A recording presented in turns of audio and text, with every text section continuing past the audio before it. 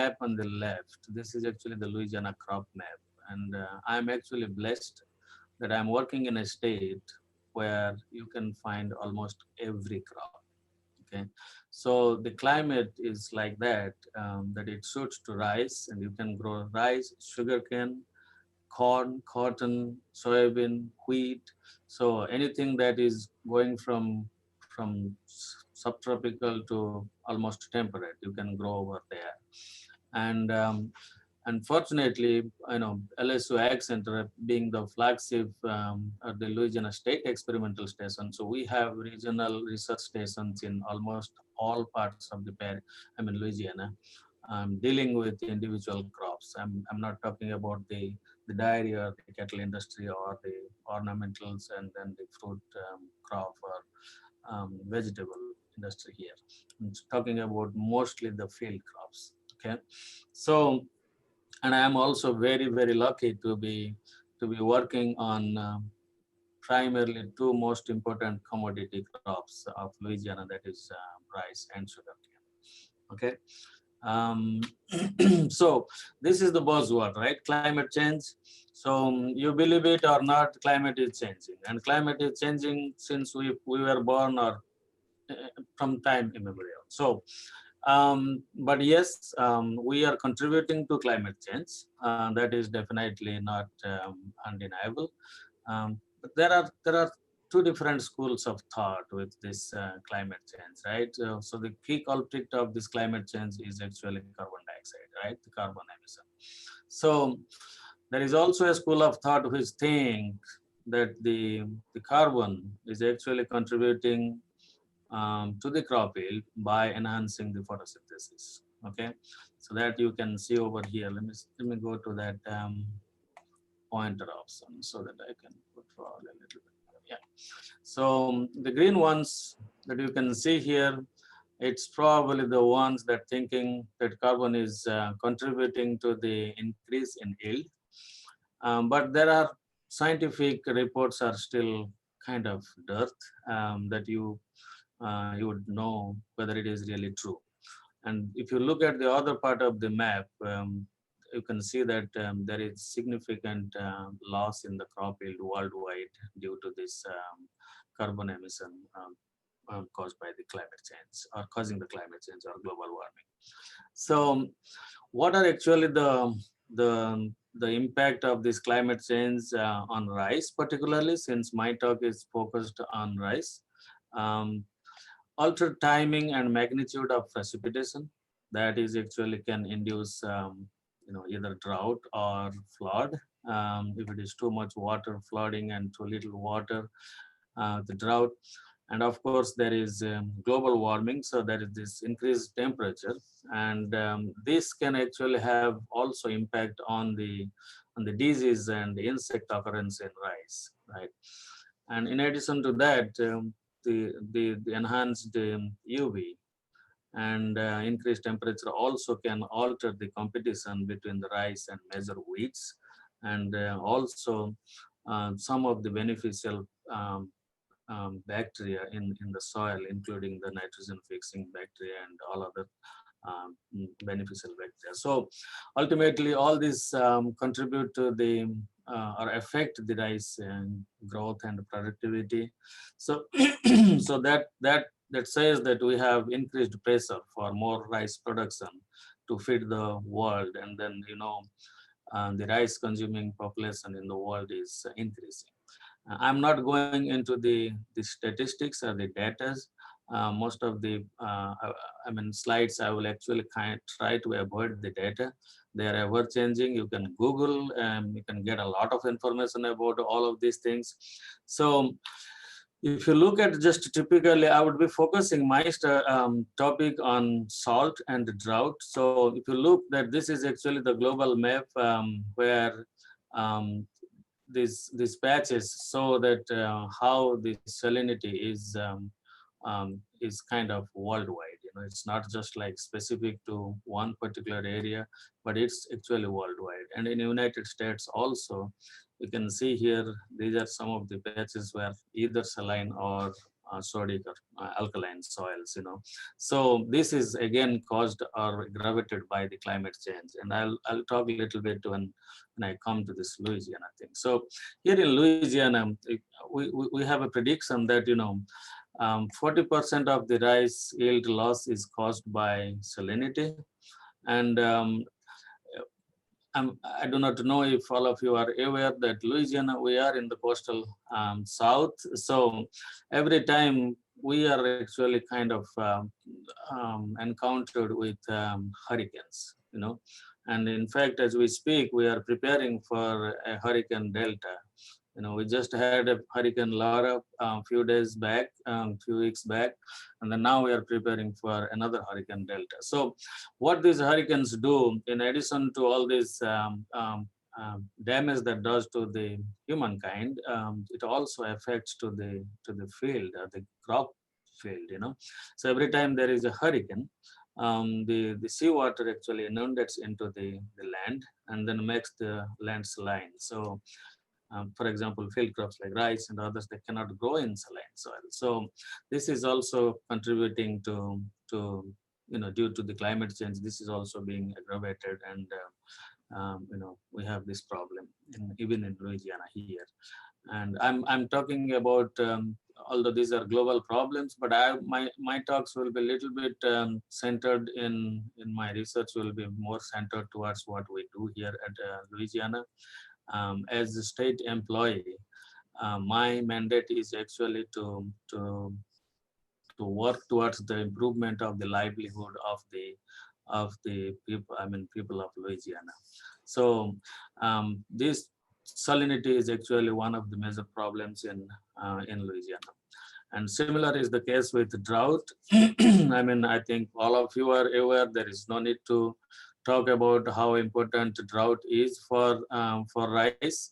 Drought in many different stages can affect the growth, and then also in the reproductive stage that we call a terminal drought, it can actually significantly reduce the yield, can cause to even total failure of crop yield in rice if it is a prolonged period of drought during the flowering time. So there is a study from IRRI, a prediction that by 2025, almost 15 to 20 million hectares will suffer a varying degree of water stress. I mean, you can see that it's widespread. Okay. In US Drought Monitor, so in US, most of our crops are irrigated, but we all know that irrigation is actually expensive. Pumping water is expensive, and surface water is actually not very good nowadays. As I told you, there is of course these hurricanes that pollute the water by alkalinity or salinity.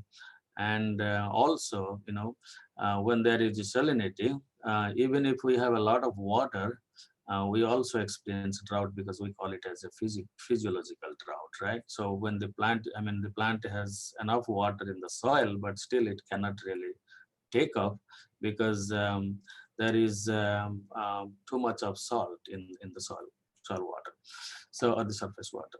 So this is actually a monitor which actually gives you an idea about how the dry areas or the areas with dry period progresses. So we are here in Louisiana, and here sometimes you will see that we will experience some unusually dry periods. In the next slide, you can see here, this is actually a snapshot from April through August, because these are the 5 critical time that rice is grown in Louisiana. So starting from April, you can see here, rice is grown, if you remember my first slide, that rice is mostly in the southwest region. And recently it is moving towards the north. I will talk to it a little bit later. Between April and August, you can still see that there are actually dry spells, especially in the rice growing area. In June is the month where we experience more rain. So that's the reason you don't see that, but for this particular year. But then we do have periodic dry spells, and the farmers need to actually pump irrigation water. And rice is primarily cultivated under flooded condition in here. But we know also that the flooded field contribute more towards global warming through methane gas emission, right? So um, this is actually kind of stress. So we know that this is really stress, right? So I actually stole from some site in Google these images. All forms of life have evolved strategies to adapt to environmental stresses, right? So whether it is escape or you avoid it or you tolerate it, you know. So the plants do have similar strategies at the organelle or the tissue or the cell level. So um, how the plants actually adapt, because we do know that there are variations that exist actually in primary gene pool. For example, in rice, this is actually a picture that is from the IRRI website. This is one of the lines developed by IRRI. It's an integration line with Pokali, and this is an IR29, one of the first varieties of IRRI. So it is very highly salt sensitive, whereas this one looks pretty much good under the hydroponics salt condition. And some same thing also, we did have actually a lot of rice in the diversity panel that was developed by Susan McWoods and others. So we screened actually a lot of those varieties, 420 varieties in the greenhouse condition. These are the two varieties that we see here, the two Indian varieties, Vandana and N22.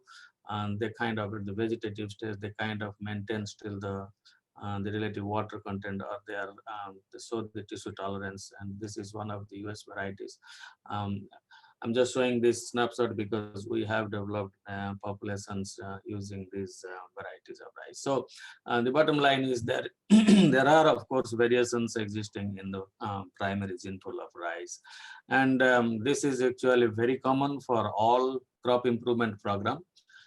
First of all, you are looking at the germplasm or the genetic diversity. Um, uh, and then once you have that one, then you can go different routes. So you go for developing population, biparental population, or diverse panel, and you go for either biparental QTL mapping or from the diverse panel genome-wide association mapping, or you go to the transcriptome and the functional screen of this transcriptome. Okay, so today I will be focusing on this particular aspect. So how we'll be or we are using transcriptome and functional screen to identify the candidate genes, and then for their downstream application in gene manipulation, such as genetic engineering or gene editing. Okay, we know there are variations in the primary gene pool. If you see, there have been exemplary success in development of drought-tolerant rice varieties at the IRRI and elsewhere. But this development of climate-resilient crops through conventional breeding has been slow. That is not because of anybody's fault, but it is per se because of the low heritability of the resistance traits. At the same time, also the complexity of the resistance, because when we call about drought tolerance or drought resistance, we are talking about either genes involved in avoidance or in escape or in tolerance. So there are a lot of genes involved, and because of this quantitative nature of the resistance, so the conventional breeding has been slow.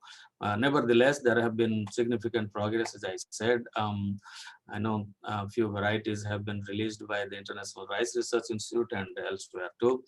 And I very much like when Dr. Jawahar Ali from IRRI, he actually presents in San Diego his green super rice. I simply I'm amazed that there are rice varieties which are actually having many different traits put together. So yes, there have been some success, and even in salinity, I know and the CSR 27, and some IRRI lines have shown promise in saline conditions.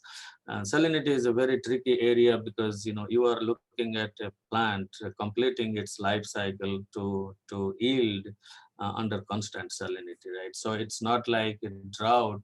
Sometimes drought could be just a periodic or maybe a spell, but for salinity you are dealing with a field which is constantly under saline conditions. So that is where probably the problem is that there has not been much success at the development of salt tolerant rice varieties. And that's my thought. So to just to kind of cape up here, but because irrigation water is becoming expensive. Water is not anymore considered as a renewable natural resource that you can just have plenty and then anytime. And then either if it is not available or if it is available, then it is poor quality. And then also if it is available, then pumping is very expensive, and we know many places the aquifers are going down, getting low. So that's the reason farmers have actually, and then scientists and researchers have adopted these strategies. I know alternate wetting and drying. So these are some of the concepts IRRI and then other countries they actually have started to adopt, where actually you can keep the field not flooded, but you just flood it and then let it dry, and then when it is dry, then again you flood. So you don't keep the field on constant flooding, and here, so you can save some water over here, and by this you are not really having a lot of yield penalty. And another approach is what we call row rice, or growing the rice in rows, just like you grow any other row crop, like soybean or corn or cotton. So here you are actually growing the rice in rows and then keep the water in furrows as and when you need it. And in Louisiana, for example, in the north part of Louisiana, we are actually adopting more of this row rice because that the soil in Louisiana, the north part of Louisiana, is pretty hard pan. So even if it rains, the water actually does not stay for a long time. So there are farmers, more and more farmers are actually getting interested in this row rice, around 8,000 acres in Louisiana itself. So I know it is actually going to be more and more popular across the world. I saw the other day, China, for example, they are experimenting, or some companies experimenting drip irrigation system. You don't need to really have rice flooded, but then you can have drip irrigation, or you can have semi-aerobic, which is pretty much kind of drought. Okay, so you do not really keep it under flooded condition, but you only flush irrigate the field only when you have some kind of sensitive symptom like leaf rolling or plant drying. Okay, so this is actually some of the work that we have been doing here at LSU. Some of our lines that I told you that we have developed, and we are screening under the semi-aerobic condition in Texas, Vermont. And we have identified a few promising lines that we are actually purifying, and then that would go for. So these fields have never been flooded. They have been always kept dry. Only when we see some symptoms of severe drought, symptoms like leaf drying, or plant is almost getting to the point of permanent wilting, then there will be some flush irrigation, just to keep the soil saturated. Okay, so we have been doing some work, but then the question is, then why extremophiles, right? So you would essentially want actually a plant which would have all these traits. Okay, if you want to develop a rice plant which is salt tolerant, you would want to have it exclude the salt at the root level. It should selectively uptake the potassium ion and then exclude the toxic sodium ion. And even if it takes off more sodium, then it should have a mechanism to exude the sodium or excess salt through either leaf glands, in the glands in the leaf, something like that. And then even if there is still salt, sodium ion, then they should have the ability to sequester this toxic sodium ion into the vacuole. Okay, so it's like ion compartmentalization and sequestration, vacuolar sequestration, and the plant should have the ability to accumulate compatible solutes like inositol, glycine, butane, choline. So those things actually maintain the cellular homeostasis by actually maintaining the osmotic potential of the cells, right? So these extremophils, they actually have all of these traits to survive under extreme weather conditions. So some of them are what we call them halophytes, because they kind of like actually saline water for completing their life cycle. So you might be aware of Thelungiella and Mesembryothymum. These are the two halophytes that have been very widely studied. And so also Sweda, Salicornia, and then this is a mangrove, Avicennia, and Atriplex. Okay, so these are some of the halophytes that have been very widely studied. Unfortunately, all of these are actually dicots. Okay, so there are very few monocot halophytes that have been studied much detail in greater detail. Today, I will be talking about some of the work that we have been doing in Spartina alterniflora. It's actually a smooth cod grass, and Potassium quartata. It's actually a wild rice. So these are actually monocots. Because our objective is to improve rice, which is a monocot. So we actually thought that it's probably more worth to look at the monocot halophytes, because the mechanism of salt tolerance in the monocot halophyte, it might be easier to look at these mechanisms and try to install that in rice, or translate those information into rice. Okay, so coming to Spartina alterniflora, this is called smooth cod grass, and it's native to Louisiana. It's actually considered a weed species in California, in Los Angeles and Bay. It's considered a weed because it's very vigorous, rhizomatous. And if you put a plant today here, probably in 15 days, 20 days or a month, you can see a plant almost like 10 feet away. So that is how rhizomatous and then aggressive it is. But this is actually used for our coastal restoration, because of this rhizomatous nature, and also high salt tolerance, because they are growing in the coastal wetland, and then every time there is salt water splashing over it, but then these plants are still standing. And they survive, and then they produce seeds. So, and they physiologically, it has been already known that it contains all those possible mechanisms to tolerate salt.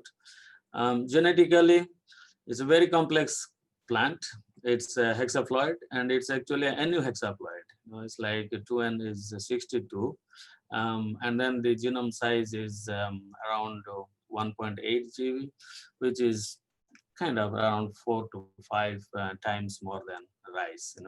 So it's not really an easy plant to work with in terms of its genetics, because of its aneuploidy condition. We actually kind of proposed this one as one of the monocot halophyte model for rice salt stress improvement, or salt stress response improvement. You know, Similarly, Potassium, this is actually very near and dear to me, because I come from India, from a place where this is actually, you can find the primary center of the origin of this one. Although, Eastern India is actually the place where you will find this in mangroves, in salt marshes, and it is the only wild relative of rice, which is an halophyte. And although I just saw maybe a couple of years before that, there has been a study from IRRI that Ores alta and Oryza latifolia. These two also show considerable degree of cell tolerance that we probably need to look at. But this is actually again, like, this also is known to have all possible mechanisms of cell tolerance. It's a tetraploid and it's a wild relative of rice. And there have been transcriptome assembly of this published from India, and also a draft genome, very rough draft genome published also from India that covers around 85% of its genome. But I am aware that Broadwing's group in University of Arizona has platinum standard genome assembly, and we also have a very comprehensive transcriptome atlas of this at a different salt level, different tissue, that is actually under our study now, and then we have not published that. So this is actually very important because it's a wild rice, So this particular one was used for making crosses. Despite several failures, again, a scientist called Dr. K.K. Kiroth Jena from IRRI, he was successful in making an interspecific cross with this, Oryza quartata with rice, diploid rice.